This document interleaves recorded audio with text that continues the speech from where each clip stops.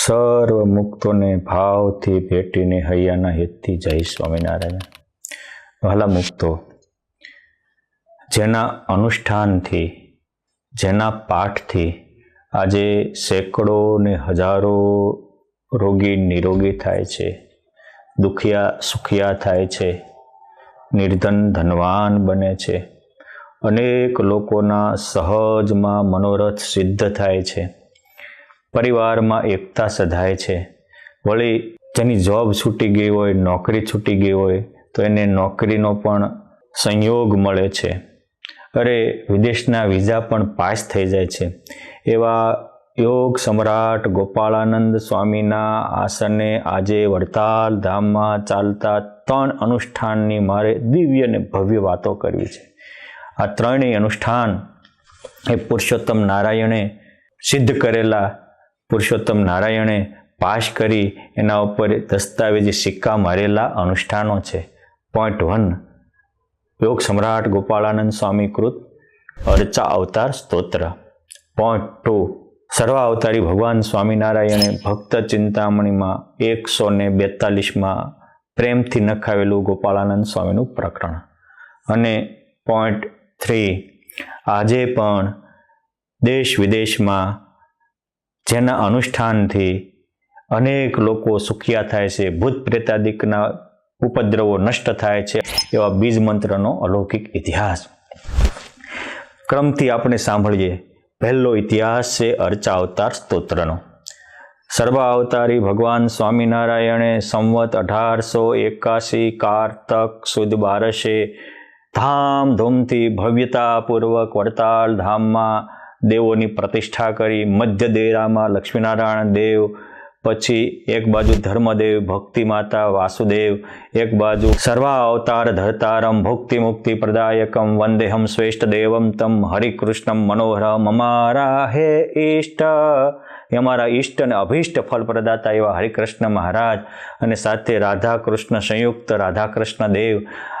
વળી ચારે બાજુ મંદિરના ખંડની અંદર દશાવતારના 10 સ્થાનો, મંદિરના દરવાજા પાસે લક્ષ્મીનારાયણ દેવની સામે હનુમાનજી મહારાજ ભીડભંજન દેવ, અને માતા પાર્વતીના અંકમાં બિરાજમાન શંકર દાદા ગણપતિ, સર્વ વિઘ્ન વિનાશનમ સર્વમંગલ કરતારમ વંદેહમ શ્રી ગણનાથમ હરિહસ્ત પ્રતિષ્ઠિતમ. ભગવાનના હાથે થાપેલા આ દેવો, ગોમતી માતા, સાધુની ધર્મશાળા, હરિમંડપ, આ બધાનું સ્વામીએ જેમાં સંકલન કર્યું એવું એક સ્તોત્ર છે.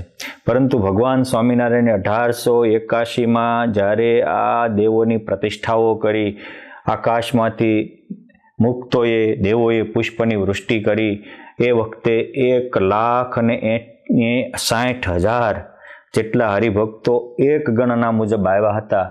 નિર્લંબાનંદ સ્વામી બધાને જમાડેલા. ભગવાન સ્વામિનારાયણે એના ઉપર આખા ઉત્સવનું ફળ મળે એટલી રાજીપો દર્શાવ્યો હતો. પછી સમય જતાં બીજા વર્ષે ભગવાન સ્વામિનારાયણ 1882માં આવ્યા તો બધા જ મુખ્ય દેવોની તો સ્તુતિ આરાધના કરતા, પણ ભગવાને વિચાર્યું કે સર્વ ધર્મ સમન્વય થાય, સર્વના પ્રત્યે સદભાવ થાય, સર્વના પ્રત્યે એકબીજાના પૂરક બનાય, એવા હેતુથી મેં આ સર્વાંગી મંદિર બંધાવ્યું છે. તો એક એવું સ્તોત્રની રચના થાય કે એમાં બધાની ગરિમા આવતી હોય, આચાર્ય પદની પણ ગરિમા આવતી હોય, એવું કંઈક થાય તો બહુ સારું. અને આવા હેતુથી જ્યારે ભગવાન સ્વામિનારાયણ 1882માં પાટોત્સવ પૂર્ણ કરી અને કાર્તિક સુદે સવારે તો મહારાજે આચાર્યની પણ સ્થાપના કરી હતી, એટલે સંવત 1882 સવારમાં આચાર્ય પદની સ્થાપના થઈ અને બીજા પાટોત્સવની તૈયારી થતી હતી. ભગવાન સ્વામિનારાયણ તે દિવસે સંવત 1882 કારતક સુદ એકાદશી પ્રબોધિનીના પાવન દિવસે હરિમંડપમાં બપોર પછી 4 વાગે બિરાજમાન હતા. અને ભગવાન સ્વામિનારાયણ એમ થયું કે સર્વાંગી પોષણ થાય અને સર્વના મનોરથ પૂર્ણ થાય, સર્વ સંકલ્પ સત્ય થાય, યોગ સ્તોત્રની રચના થાય તો સારું. પછી એની માટે પુરુષોત્તમ નારાયણે પસંદગીનો કળશ આરોપ્યો ગોપાળાનંદ સ્વામીના શિર ઉપર. ગોપાળાનંદ સ્વામીને બોલાવ્યા, વાત કરી કે સ્વામી, એક આપણે જે અહીંયા વિશેષતાઓ સર્વધર્મ સમન્વયની ભાવનાથી જે આ મંદિર બનાવ્યું છે કમળાકારનું, તો આ મંદિરમાં સ્થાપિત દેવો અને તીર્થો એ બધા ટૂંકમાં આવી જાય અને એની સ્તુતિ કરે તો આખા ભાગવત પુરાણની પારાયણ કરી હોય કે 4 વેદની પારાયણ કરી હોય એવું ફળ મળે, એવું એક સ્તોત્રની રચના કરો. પછી પુરુષોત્તમ નારાયણની આ આજ્ઞાને શિર ધરી યોગ સમ્રાટ ગોપાળાનંદ સ્વામી સંવત 1882 કારતક સુદ પવિત્ર પ્રબોધની એકાદશી દિવસે પોતાના આસને ગયા અને ત્યાં ભગવાનની મૂર્તિને હૈયામાં ધારી અને સ્તોત્ર રચવાની આરંભ કરી. સ્વામીએ પહેલું જ મંત્ર લખ્યો, અક્ષરધામાધિપતિ દિવ્યમ ષડૈશ્વર્ય સમન્વિતમ વંદે હમ શ્રેષ્ઠ દેવમ તમ સ્વામિનારાયણ પ્રભો. અક્ષરધામની સદવૃક્ષે સ્થિતમ ચ હરિમંડપે વંદે હમ સાધુ સંયુક્તમ પ્રત્યક્ષમ પુરુષોત્તમમ. ચિંતા સંતાપહૃન્નિત્યમ હરિકૃષ્ણ પાદાંબુજમ વંદે હમ તત્તરીભૂતમ ભવાર્ણવે સુખપ્રદ. ચિંતા અને સંતાપને હરનારા ભવસાગરમાં ડૂબતા માટે મોટી જહાજ સમાન એવા ભગવાનના ચરણારવિંદને વંદન કરું છું. હરિમંડપમાં બિરાજતા હરિવરને નમજ કરું છું. અન ઈષ્ટદેવ ભગવાન સ્વામિનારાયણ જે ષડ ઐશ્વર્ય સમન્વિત છે એને પણ વંદન કરું છું. આવી રીતે પહેલાં પ્રત્યક્ષ પુરુષોત્તમ નારાયણને જ્યાં બિરાજતાને આજ્ઞા કરી એને વંદન કર્યા 3 શ્લોકમાં અને ત્યાંની ગરિમા ગાય અને પછી સ્વામીએ એક પછી એક દેવોને આરંભ કર્યો.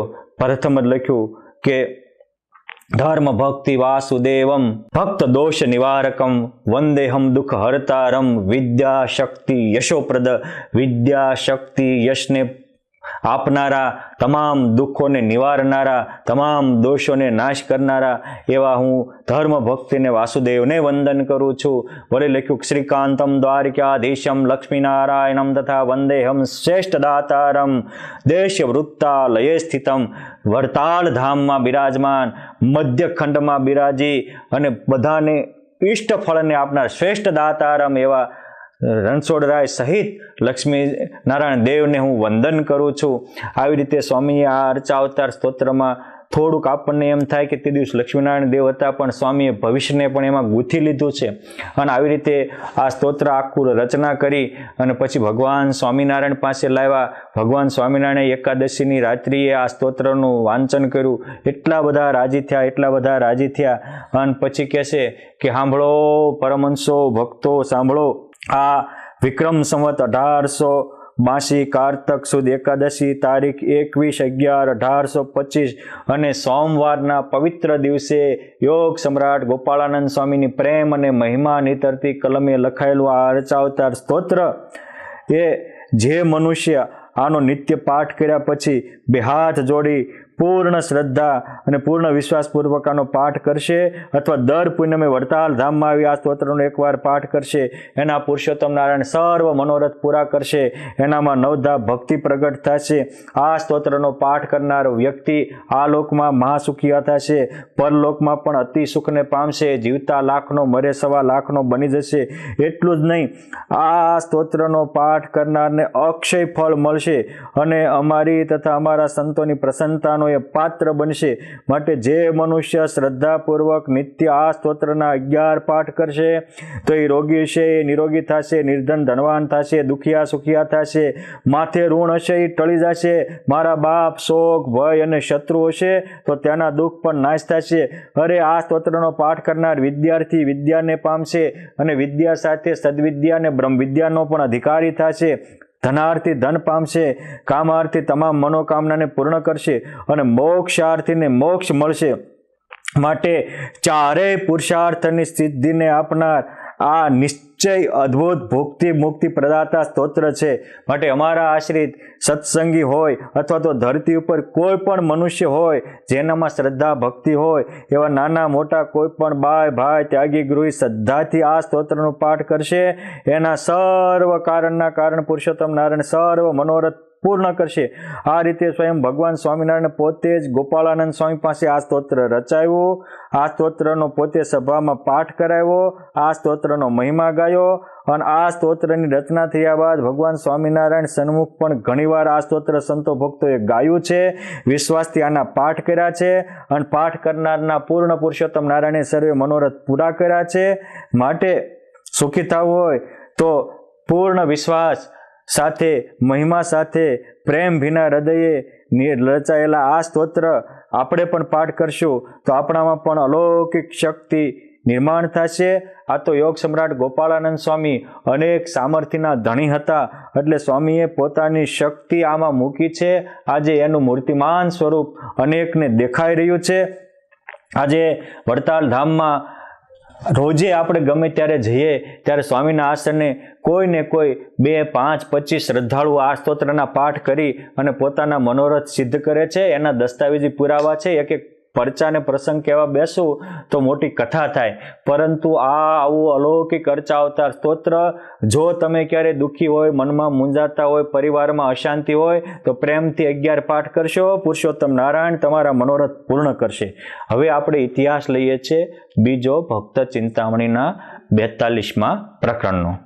જ્યારે ભગવાન સ્વામિનારાયણે સંવત 1884 વિજયાદશમીના પાવન દિવસે ગઢપુરમાં લક્ષ્મીબાગમાં પોતાની બેઠકના સ્થાને 3 મહાન પરમહંસોને બોલાવ્યા, અને એ 3 મહાલેખક હતા. એક હતા મહાવિદ્વાન, સત્સંગની માનું બિરુદ પામેલા, કાળબિંડ પથ્થરને પણ ઓગાળી નાખે, દુશ્મનોના દિલને પણ ડોલાવે એવા મુક્તાનંદ સ્વામી. બીજા હતા મૂર્તિમાન બ્રહ્મચર્ય યતિરાજ બ્રહ્માનંદ સ્વામી, અને ત્રીજા હતા વૈરાગ્ય મૂર્તિ, અને તેમ છતાં જેના રોમ રોમમાં ભક્તિ નીતરતી હતી એવા નિષ્કુળાનંદ સ્વામી. મોટી સભામાં આ 3 સંતોને મહારાજે પાસે બોલાવ્યા અને 3ને એક ગ્રંથ રચવાની આજ્ઞા કરી. સત્સંગની મા મુક્તાનંદ સ્વામી આ પુરુષોત્તમ નારાયણની આજ્ઞાથી રચેલો ગ્રંથ એટલે ધર્માખ્યાન. બ્રહ્મ બોલના કવિ બ્રહ્માનંદ સ્વામીએ પુરુષોત્તમ નારાયણની આજ્ઞાથી લખેલો ગ્રંથ એટલે બ્રહ્મવિલાસ, અને નિષ્કુળાનંદ સ્વામીએ લખેલો ગ્રંથ એટલે ભક્ત ચિંતામણી. સ્વામીએ 1884 વિજયાદશમીને દિવસે આ ગ્રંથનું લેખન પ્રારંભ કર્યું હતું, અને સ્વામી પોતાની છીટામાં ભગવાનની મૂર્તિ ધારીને પ્રકરણો લખતા જતા હતા, અને ભગવાન સ્વામિનારાયણ પણ એના એક પ્રકરણો જોતા જતા હતા. આ સ્વામીએ લખેલો અને ભગવાન સ્વામિનારાયણે વાંચેલો આવો પરમ પ્રસાદીનો ગ્રંથ છે. અને એ નિષ્કુળાનંદ સ્વામીએ જ્યાં લખ્યો એ પ્રસાદી ભૂત અક્ષર ઓરડી આજે પણ ગઢપુર ધામમાં બિરાજમાન છે. અમુક ગેરસમજણને કારણે અજ્ઞાનાવશાત આવું બોલતા હોય છે કે નિષ્કુળાનંદ સ્વામીએ તો મહારાજની હાજરીમાં ભક્ત ચિંતામણીના 100 પ્રકરણ જ લખ્યા, પણ એને સંપૂર્ણ ગ્રંથના ઇતિહાસની કોઈ ખબર જ નથી. સમજવું જોઈએ કે પડચા પ્રકરણ સુધી ભગવાનની હાજરીમાં નિષ્કુળાનંદ સ્વામીએ લખ્યું છે. પાછળનો ઉબોધઘાત જ ભગવાન ધામમાં ગયા પછી લખ્યો છે. તમે કહેશો કે સ્વામી આનું પ્રમાણ શું? અરે બાપ, આનું પ્રમાણ 142મું પ્રકરણ અક્ષરાનંદ સ્વામીની વાતોમાં આનો ઇતિહાસ સુવર્ણના અક્ષરે લખાયો છે કે એ પડચા પ્રકરણ લખાતું હતું ત્યારે નિષ્કુળાનંદ સ્વામી ભગવાન સ્વામિનારાયણને દેખાડવા ગયા, મહારાજ આવું થયું છે, કેમ કરશો? મહારાજ કે સ્વામી ગ્રંથ તો બહુ સારો થાય છે, પણ જ્યાં સુધી યોગીનું પ્રકરણ નહીં નાખો ત્યાં સુધી આ ગ્રંથ અધીરો ગણાય છે. અને આ વખત વાતની ગોપાળાનંદ સ્વામીને ખબર પડી કે મહારાજ મારું આખું પ્રકરણ લખાવે છે, એટલે સ્વામી કે નિષ્કુળાનંદ સ્વામીને ડોહા તરીકે એક વાલસોયા નામથી સંબોધતા હતા.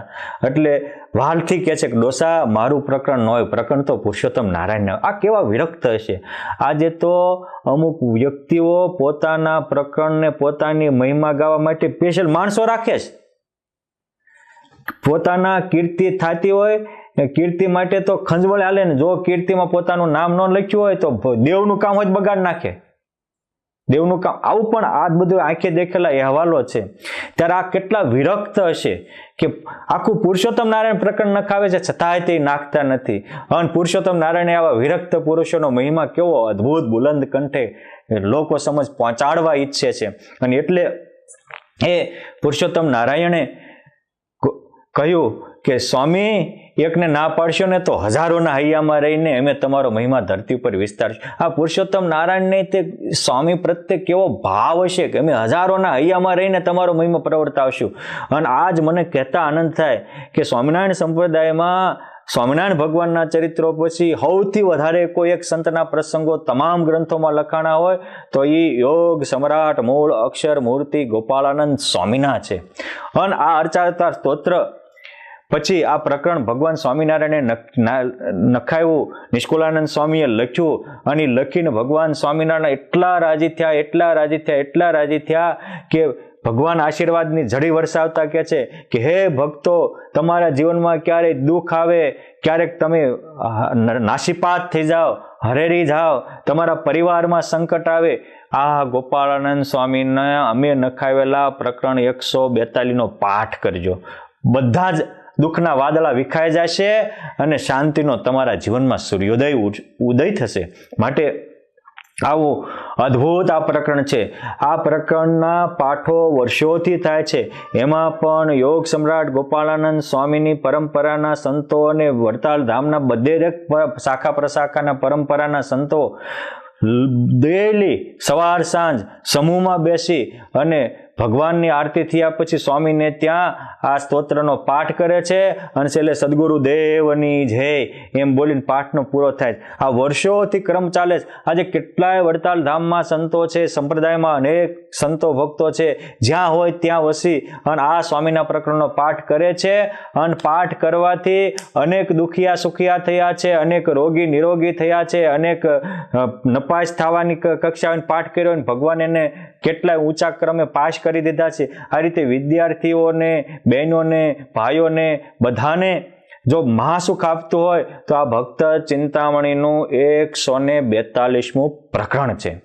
માટે ક્યારેય મુશ્કેલી આવે તો શાંતિ માટે જ્યાં ત્યાં નહીં જતા, શાંતિ માટે વ્યસન કે વ્યભિચારના રસ્તે નહીં ચડતા, શાંતિ માટે બીજો ત્રીજો રસ્તો નહીં અપનાવતા, આ અર્ચાવતાર સ્તોત્ર અથવા તો સ્વામીના પાઠનો આ 42મા પ્રકરણના પાઠનો રસ્તો અપનાવજો. આજે પણ ભગવાનની પેઠે પ્રગટ રહેલા ગોપાળાનંદ સ્વામી તમારા મનોરથ પૂરા કરશે.